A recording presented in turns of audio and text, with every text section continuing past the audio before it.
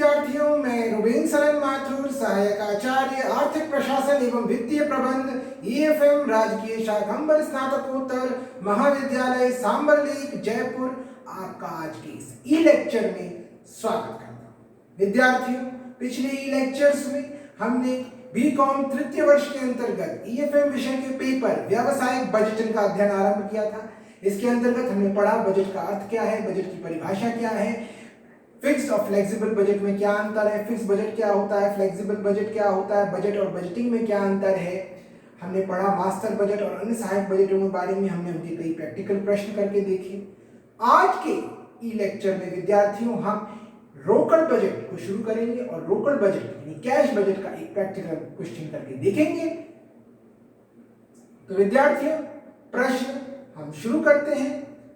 तो हमें प्रश्न के अंतर्गत अप्रैल, मई और जून 2020 की जो तिमाही थी उसके लिए एक रोकड़ बजट तैयार करना है और हमें निम्न जानकारियां दे रखी है। तो विद्यार्थियों, हमें निम्न जानकारियां दे रखी हैं। सबसे पहले मंथ्स हमें दे रखी हैं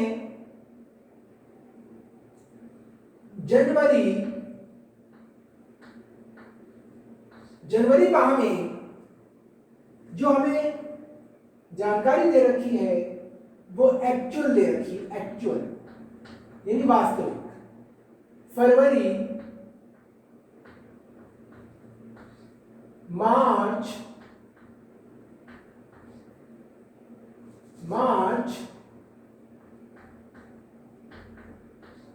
अप्रैल, मई और जून, हमें इन महीनों के लिए जानकारियां दे रखी हैं।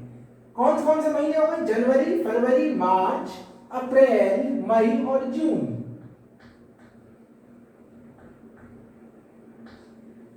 जनवरी, फरवरी, मार्च, अप्रैल, मई और जून, इनमें से फरवरी की जानकारी भी एक्चुअल है,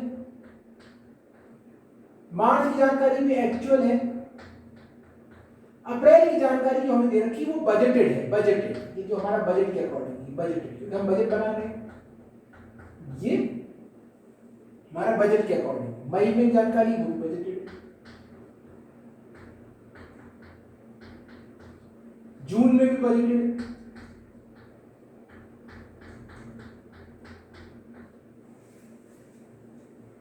अब हमें कौन सी जानकारी दे रखी है? सेल्स की, कि इन महीनों में सेल्स क्या थी?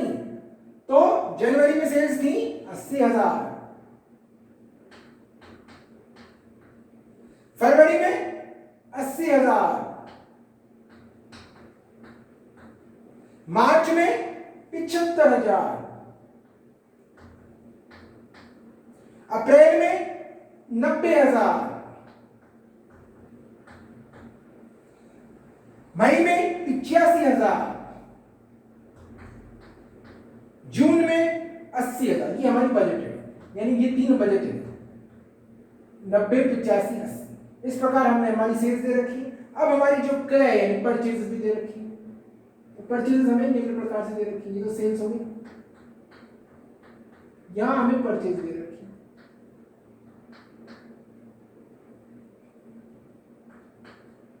परचेज हमें दे रखी है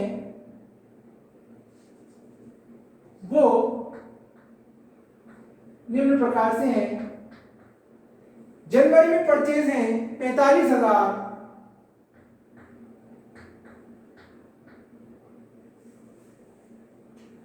ऐसे ही फरवरी में परचेज हैं 40,000, मार्च में परचेज हैं 42,000,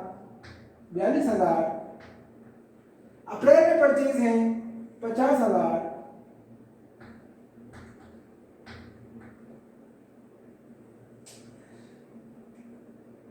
ऐसे ही मई में परचेज हैं 45,000 और जून में परचेज हैं 35,000।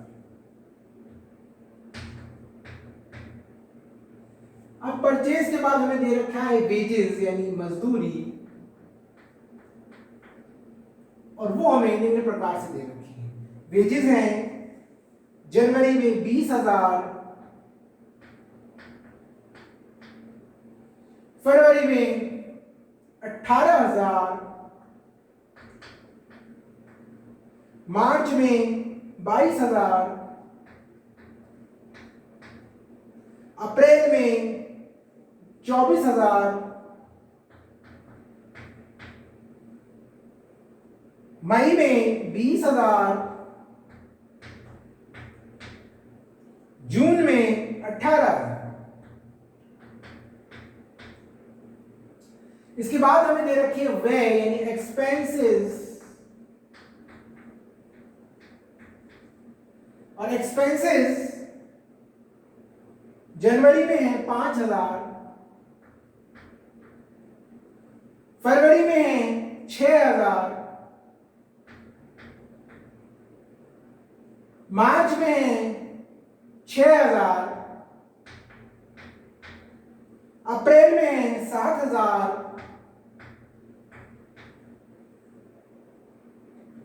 मई में है 6,000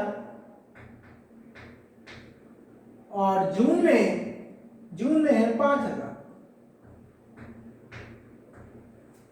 इस प्रकार हमारे एक्सपेंसेस हैं सेल्स, परचेज, वेजेस और एक्सपेंसेस। 4 हमें चीजें दे रखी हैं और 3 महीने की एक्चुअल और 3 महीने की बजटेड, 6 महीनों की इस प्रकार से हमें जानकारी दे रखी है। और हमें एक अगली जो तिमाही है अप्रैल मई जून 2020 की, उसके लिए हमें एक रोकड़ बजट यानी कैश बजट तैयार करना है। अब हमें और निम्न जानकारियां भी दे रखी है। हमें जानकारी दे रखी है कि क्रय का 10% यानी परचेज का 10% हम उधार पे, नकद पे करते हैं, यानी क्रय का 10% हम नकद होता है, यानी 90% जो हमारी परचेज है वो क्रेडिट होती है यानी उधार पे होती है और 10% नकद होती है। तो 10% परचेज हो गई हमारी नकद। नकद 10% परचेज हमारी नकद हो गई, परचेज 10% नकद।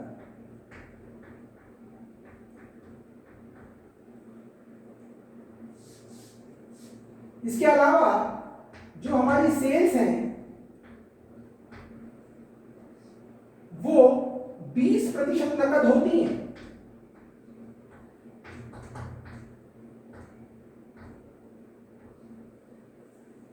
तो हमारी जो सेल्स है वो 20% नकद होती है, हमारी जो क्रय परचेज है वो 10% नकद होती हैं। और कंपनी की जो औसत उगाही अवधि है यानी एवरेज कलेक्शन पीरियड है डेटर्स से, यानी सेल्स का जो एवरेज कलेक्शन पीरियड है वो एवरेज कलेक्शन पीरियड कंपनी का क्या है, आधा महीना। एवरेज कलेक्शन पीरियड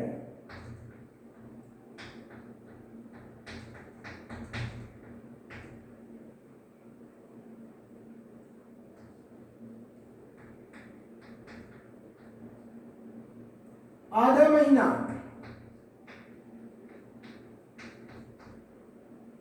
और कंपनी का जो कंपनी उधार परचेज करती है, जो कंपनी परचेजेस उधार पे करती है उसका पेमेंट कंपनी 1 महीने बाद करती है। तो यानी परचेजेस का जो पेमेंट है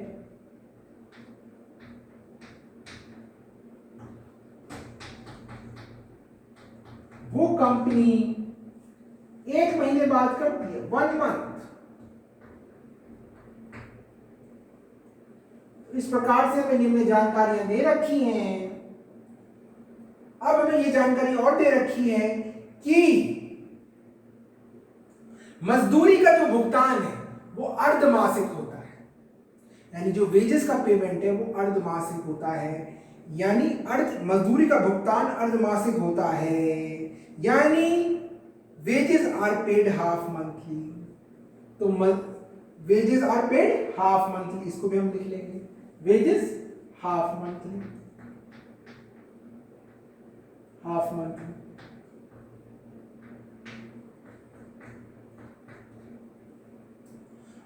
जो हमारे व्यय दे रखे हैं उसमें 500 रुपए किराया शामिल है, जिसका भुगतान हर महीने किया जा रहा है।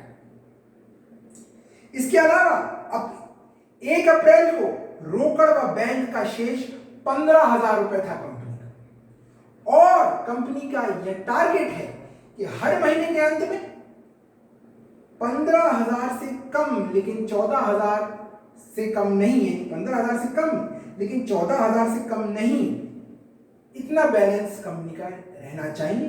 और यदि कोई अतिरिक्त इसके अलावा एक्सेस कैश है, अतिरिक्त रोकड़ है, तो वो कंपनी एफडी में जमा करा देगी, लेकिन वो 1,000 के गुणांक में जमा कराएगी, इन मल्टीपल्स ऑफ 1000। इस प्रकार हमें सारी जानकारियां दे रखी हैं। अब हम प्रश्न को सॉल्व करेंगे। तो आइए विद्यार्थियों, हम इस प्रश्न को सॉल्व करते हैं।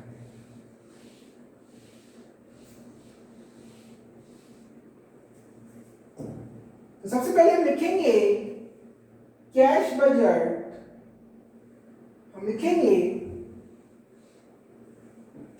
कैश बजट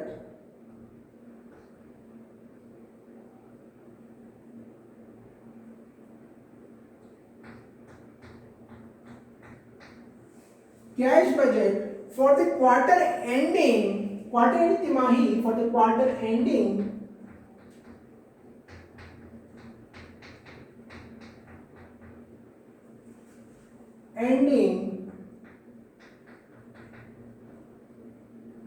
30 जून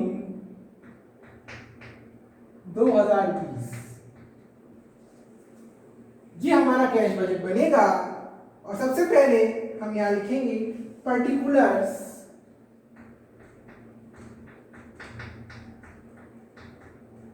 और यहां पे अप्रैल, मई और जून, क्योंकि 3 महीने हैं, अप्रैल, मई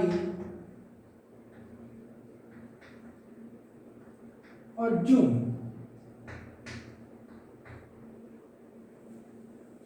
तो पर्टिकुलर्स में सबसे पहले प्राप्तियां लिखेंगे, यानी रिसीट्स लिखेंगे विद्यार्थियों। तो रिसीट्स में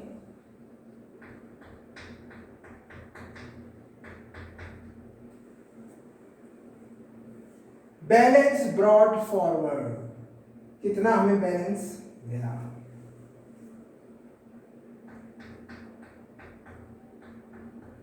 बैलेंस ब्रॉट फॉरवर्ड, तो ये आ जाएगा अप्रैल के लिए 15,000 जो प्रश्न में दे रखा है,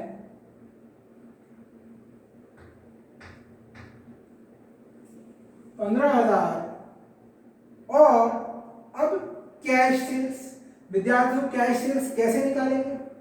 प्रश्न में दे रखा है 20% है, तो जितनी भी सेल्स दे रखी है बजट नंबर अप्रैल में कितनी रखी है? 90 का 20% निकाल लेंगे तो 18,000। फिर कैश सेल्स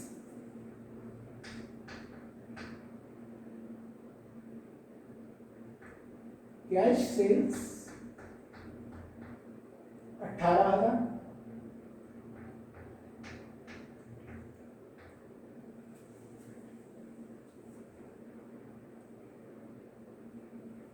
इसके बाद कैश फ्रॉम डेटर्स, यानी हमें डेटर्स से कितना कैश प्राप्त हुआ, इसकी हम गणना करेंगे वर्किंग नोट में।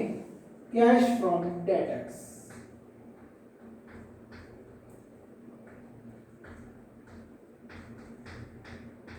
अब ये विद्यार्थियों में निकालना है। कैसे निकालेंगे? तो सबसे पहले विद्यार्थियों में ये मालूम है कि हमारी जो 20% सेल्स हैं वो क्या होती है? नकद होती हैं। लेकिन इसका मतलब क्या है कि मार्च में हमारी सेल्स कितनी थी? याद करिए विद्यार्थियों, जो हमने आंकड़े लिखे थे, जो हमने डाटा लिखा था, हमने लिखा था कि जो हमारी क्रेडिट, जो हमारी टोटल सेल्स है मार्च में, वो कितनी है? 75,000। तो 75,000 का 80% क्रेडिट हुआ होगा, यानी उधार पे हुआ होगा, और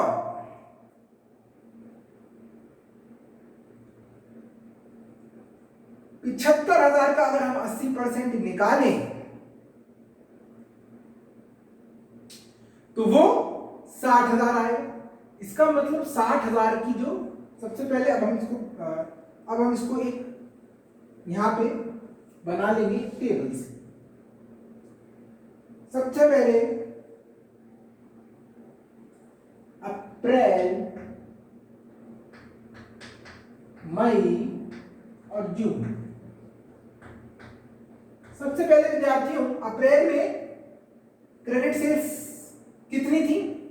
हमने देखा मार्च में कितनी थी। मार्च में 60,000 थी, क्योंकि 75,000 टोटल सेल्स थी। क्रेडिट सेल्स कितनी होगी उधार की? 75,000 का 80%। 75,000 का 80% निकाला तो 60,000। 60,000 में से आधा जो पेमेंट है वो हमें कब कब कब मिलेगा? अप्रैल में, क्योंकि हमारे कलेक्शन पीरियड आधा महीना है, इसलिए हमें अप्रैल में पिछले महीने का पेमेंट मिलेगा। तो 60,000 का आधा कितना हुआ? 30,000। यानी सबसे पहले 50% ऑफ, यहां पे विद्यार्थी हमने अलग सा एक बना लिया, हम इसको अलग कर देते हैं। ये पूरा क्वेश्चन से अलग है। पहले तो 50% of credit sales of last month,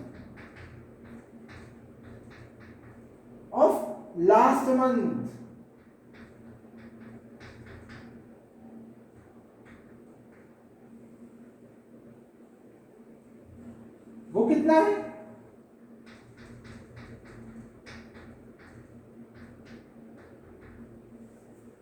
previous month,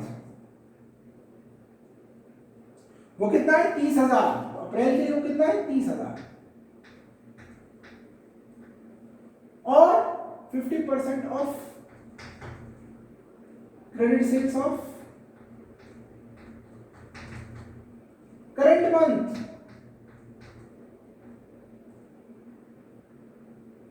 credit sales of current month,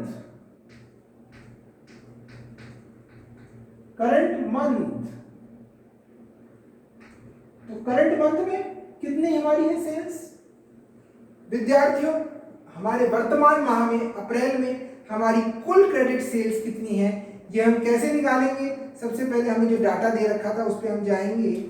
तो हमने जो डाटा दे रखा था उसके अनुसार तो हमें हमारी क्रेडिट सेल्स कितनी थी? टोटल सेल्स कितनी थी? 90,000। 90,000 का 60% 80% निकालेंगे तो 72,000, और 72,000 का आधा इस महीने ही वसूल हो जाएगा, तो 36,000। इसका मतलब कलेक्शन फ्रॉम डेटर्स, कितना कलेक्शन हुआ? 36,000 तो इस महीने का और 30,000 पिछले महीने का, तो कुल कलेक्शन कितना? 66,000।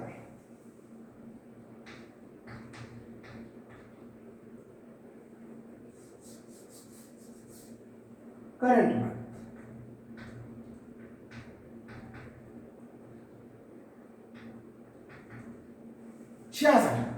इस प्रकार मई का निकालेंगे। मई को थोड़ा आगे लिख देते हैं, मई में निकालेंगे, मई का और जून का। ऐसे ही 66,000 तो अप्रैल का। मई में कितना हुआ? तो मई का निकालते हैं विद्यार्थियों। मई में हमारी टोटल सेल्स कितनी दे रखी है हमें? पहले तो ये देखते हैं, 85,000। तो 85,000 का सबसे पहले हमने क्या निकाला? 80%। हमारी उधार की सेल्स कितनी हो गई? उधार की सेल्स हमारी जो हमारी क्रेडिट सेल्स है, वो कितनी हो गई? वो हो गई क्रेडिट सेल्स हो गई हमारी 68,000, क्योंकि 85,000 का 80%, 20% तो कैश होता है, तो 68,000 का हमने 68,000। ठीक है, इस 68,000 का तो आधा, तो इस महीने ही वसूल हो जाएगा, तो 34,000 तो ये रहे। और पिछले महीने कितनी क्रेडिट सेल्स थी भाई? पिछले महीने क्रेडिट सेल्स कितनी थी? टोटल कितनी थी? 90,000 का 80%, 72,000। 90,000 थी, 90,000 का 80%, 72,000। 72,000 का आधा तो पिछले साल ही मिल गया, पिछले महीने ही मिल गया, लेकिन इस महीने 36,000 मिल जाएंगे। पिछले महीने के 36,000, पुराने महीने के पिछले महीने के 36,000 और इस महीने के 34,000, कुल मिला के दोनों को जोड़ लिया तो 70,000 रुपए। ये हमारा टोटल कलेक्शन आ गया। ऐसे ही जून का निकालेंगे तो जून में विद्यार्थी सबसे पहले टोटल सेल्स कितनी है 80,000, 80,000 का 80% निकालेंगे तो 64,000 आता है, 64,000। अब 64,000 का आधा क्या होता है, तो वो तो इस महीने ही मिल जाएगा, तो वो होता है 64,000 का आधा 32,000, तो 32,000 तो इस महीने ही मिल गए। और पिछले महीने के कितने, पिछले महीने के कितने 34,000, तो 34 प्लस 32 कितना हुआ 66,000। तो हमारा कलेक्शन आ गया भाई, कितना आ गया 66,000, 70,000 और 66,000। अप्रैल का 66,000, मई का 70,000, जून का 66,000। क्योंकि अप्रैल में पिछले महीने के 30,000 आए क्रेडिट सेल्स का आधा, और इस महीने के 36,000, कुल जोड़ा 66,000। मई में पिछले महीने के 36,000 आए, इस महीने के 34,000 आए, दोनों को जोड़ा 70,000। जून में पिछले महीने के 34,000 आए, इस महीने के 32,000 आए, दोनों को जोड़ा 66,000। इस प्रकार से हमारे कलेक्शन में निकाल लिया, तो हम यहाँ कलेक्शन लिख देंगे।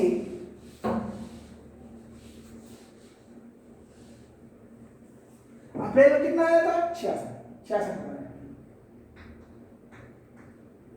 तो हमारी जो टोटल रिसीट्स हैं, प्राप्तियां हैं अप्रैल की, वो कितनी हो गई, कैश अवेलेबल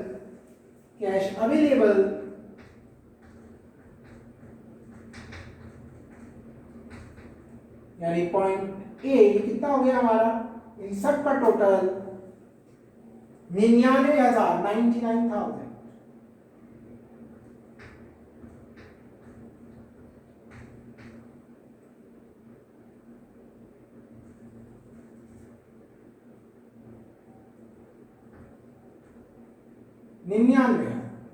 हमारा कैश अवेलेबल है।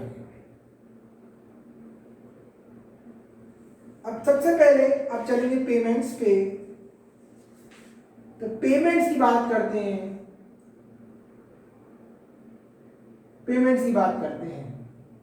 तो हम पेमेंट्स की बात करते हैं किसकी, अप्रैल में। तो अप्रैल में विद्यार्थी हमारे पेमेंट्स कितने हुए, हम पेमेंट्स की बात करते हैं 99,000 की टोटल रिसीट्स आ गई। अब ये रिसीट्स हमारी आ गई हैं, लेकिन अब हम पेमेंट्स की बात करेंगे, कितना पेमेंट हमें करना है। तो विद्यार्थियों इसको हम थोड़ा ऊपर लिख लेंगे।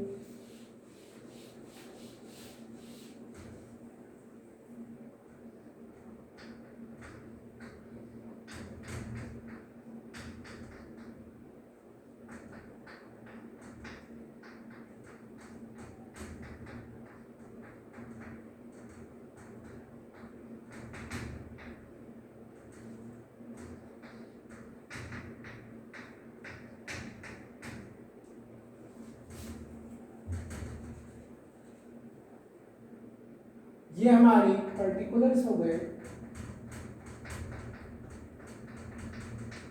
अप्रैल, मई,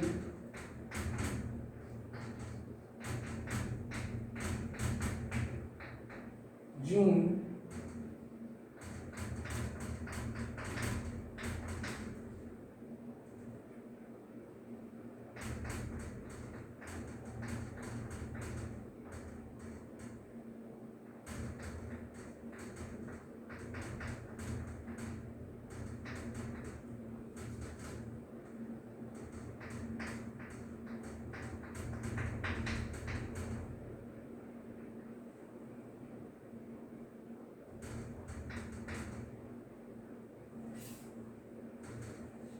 कलेक्शन फ्रॉम डेटर्स,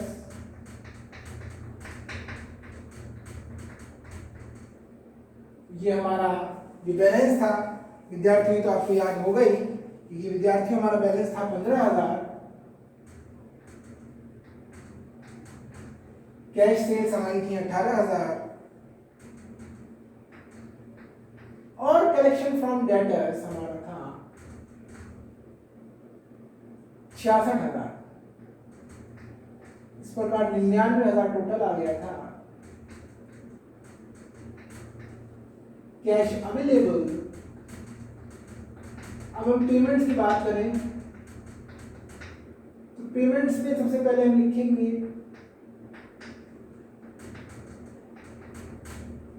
पेमेंट्स में विद्यार्थी सबसे पहले हम लिखेंगे परचेजेस, कैश परचेजेस।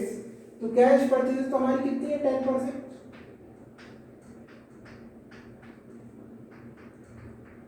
और फिर लिखेंगे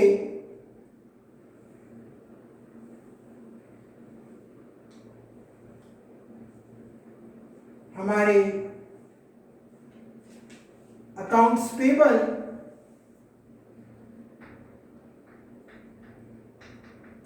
यानी हमारे जो क्रेडिट परचेज का पेमेंट है,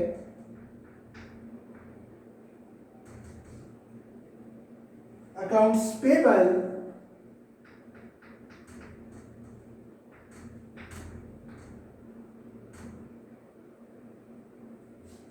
तो विद्यार्थी सबसे पहले जाते हैं कैश परचेजेस में। तो कैश परचेजेस हमारी 10% है। तो अप्रैल में हमारी कैश परचेज कितनी है 50,000। 50,000 का 10% कितना हुआ 5। और अकाउंट्स पेबल ये हमारा क्या पिछले महीने की क्रेडिट परचेज। तो पिछले महीने की क्रेडिट परचेज कितनी थी, वो थी 42,000। टोटल परचेजेस थी मार्च की। तो 42,000 का सबसे पहले 90% निकाला, वो कितना हुआ 37,800। तो वो हम इस महीने पे करेंगे।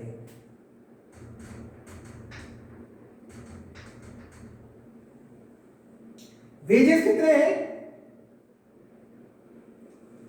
अब विद्यार्थी यहां प्रश्न आता है वेजेस कैसे निकालेंगे। तो वेजेस के लिए यहां पे हम उसी प्रकार से अप्रैल मई जून की वेजेस निकाल लेते हैं।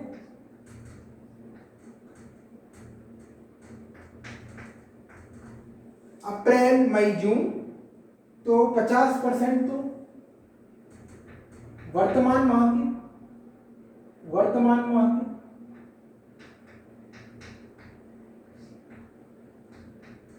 और 50%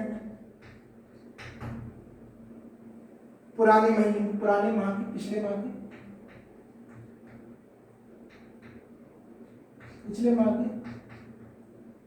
इस प्रकार हमने निकाल लिया अप्रैल के वेजेस आ गए। कैसे आएंगे भाई, मई के वेजेस, मार्च के वेजेस कितने हैं 22,000। तो 22,000 का आधा 22,000 है। मार्च के वेजेस कितने हैं 22,000। और पेमेंट्स में wages are paid half monthly. तो 11,000 वर्तमान माह, पिछले महीने का तो 11,000। और वर्तमान माह के वेजेस कितने हैं, वो है 24,000। तो वर्तमान माह का आधा 12,000, दोनों को जोड़ लिया 11 + 12 है 23,000। ऐसी अन्य महीनों को भी कर लेंगे, मई जून। मई में इसी प्रकार से 10,000 को 12,000, 10,000 तो वर्तमान माह का और 12,000 पिछले माह। और ऐसे जून में विद्यार्थियों, जून में बात करें तो जून में 9,000 और 10,000। 9,000 तो वर्तमान माह का और 10,000 पुराने माह।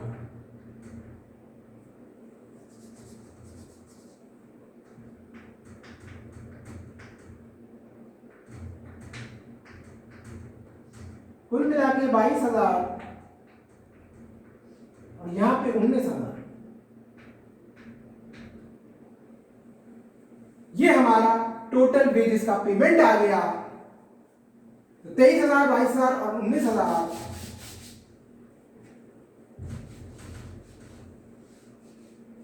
तो वेजेस कितने आ गए यहां पे 23,000, ये हमने निकाल लिया। और रेंट हमारा 500 रुपए आ गया।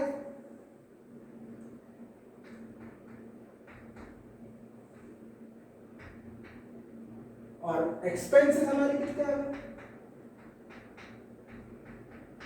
एक्सपेंसेस कितने थे विद्यार्थियों 60,000, लेकिन अब कितने रह जाएंगे 6,500 एक्सपेंसेस आ गए।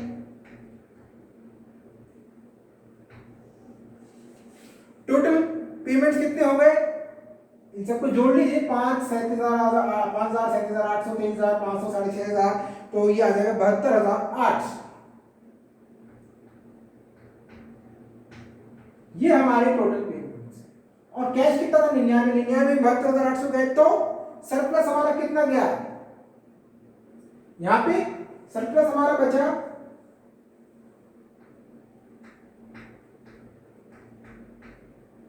सरप्लस हमारा ए माइनस बी है, और ये आया 99 माइनस 72,500। तो 99 माइनस 72,500 आया 72,800, 99,000 माइनस 72,800, 99,000 माइनस 72,800। तो ये हमारा जो सरप्लस आया है, यहाँ पे सरप्लस हमारा आया है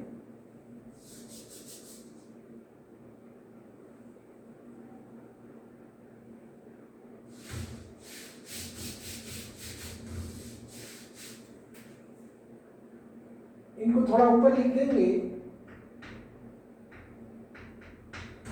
अकाउंट्स पेबल ये हमारे 37,800, वेजेस हमारे 23,000,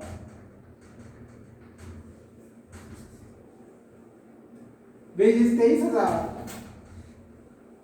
और रेंट 500 और एक्सपेंसेस 6,500, वेजेस, रेंट, एक्सपेंसेस 7,000 थे, 6,000 माइनस कर 7,000 थे, 500 माइनस किए तो 6,500, 6,500, टोटल कितना आ गया? 72,800। 72,800 में से हमारा सरप्लस कितना आया? ये हमारा सरप्लस कितना आया? सरप्लस आया हमारा 99,000 माइनस 72,800, 26,200। 26,200 क्या हम पूरा का पूरा अगले महीने शेष दिखाएंगे? नहीं, क्योंकि प्रश्न में कहा गया है कि 26,200 में से कम हमें 12,000 रुपए एफडी करानी होगी 1000 के गुणांक में, क्योंकि हमारा बैलेंस 15,000 से अधिक नहीं होना चाहिए, लेकिन 14,000 से कम नहीं होना चाहिए, इसलिए 12,000 की हम एफडी करा देंगे। तो एफडी हमारी आ गई 12,000। और अगले माह हम 14,200 रुपए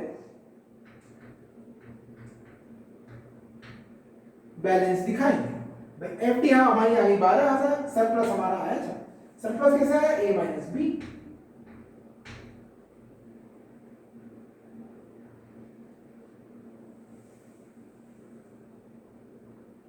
यहां पे विद्यार्थी हम देख सकते हैं कि सबसे पहले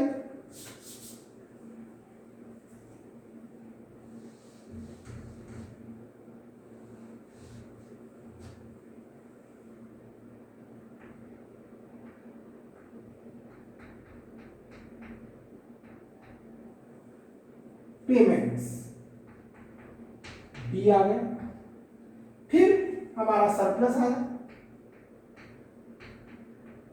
26,200, एफडी 12,000 और बैलेंस कैरी फॉरवर्ड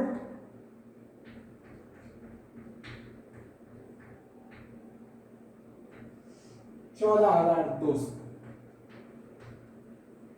इस प्रकार से अगले माह हम 14,200 रुपए ले जाएंगे बैलेंस के रूप में। इसी प्रकार हम पूरा का पूरा प्रश्न हल करेंगे। इसी प्रकार मई में बैलेंस कितना आ गया? 14,200।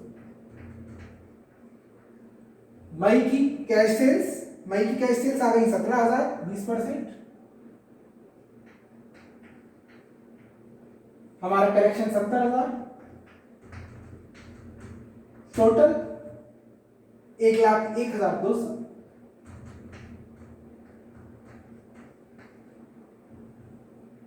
कैश परचेजेस हमारी आई 4,500, 10%। अकाउंट्स पेबल पिछले महीने का 45,000। वेजेस हमने निकाला था 22,000। रेंट 500, एक्सपेंसेस 5,500, 500 माइनस कर दिए। टोटल इन सबका टोटल कर लिया 77,500।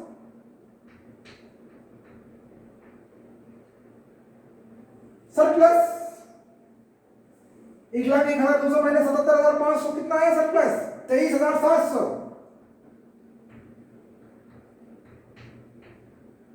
एफडी कितनी की कराएंगे 9,000 की। कितना बैलेंस ले जाएंगे आगे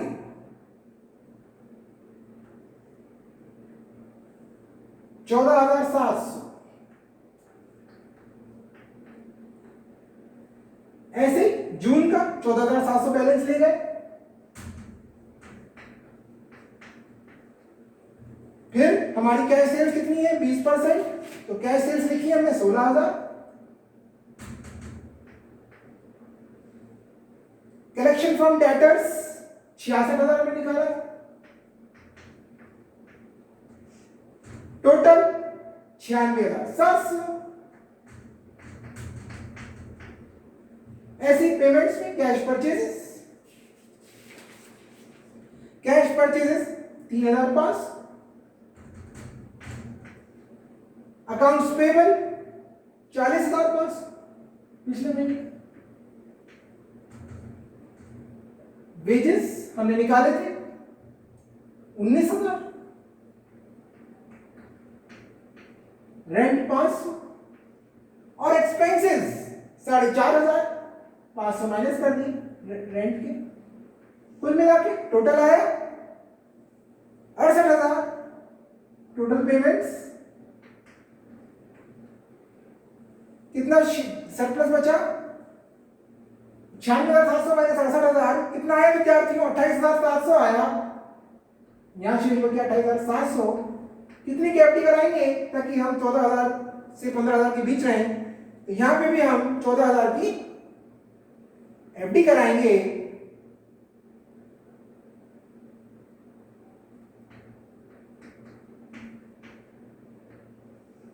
और यहां पे जो शेष बचा 14,000। इस प्रकार विद्यार्थियों हमने ये रोकड़ बजट तैयार किया फॉर द क्वार्टर एंडिंग 30 जून 2020। और हमने इसमें देखा कि यहाँ पे हमें प्रश्न दे रखा था वर्किंग नोट में हम किस प्रकार हमने कलेक्शन फ्रॉम डेटर्स निकाला ये लेंगे और वेजेस किस प्रकार निकाले ये लेंगे। इसके अलावा हमने ये पूरा प्रश्न करके देखा। इसमें औसत उगाई अवधि average collection period half month था और उधार क्रय का भुगतान हम 1 महीने बाद कर रहे थे। तो इस प्रकार विद्यार्थियों आज हमने एक रोकड़ बजट का कैश बजट का प्रश्न करके देखा। आगे की ई लेक्चर्स में हम आगे के प्रश्न लेंगे। आज के ई लेक्चर में इतना ही। बहुत बहुत धन्यवाद।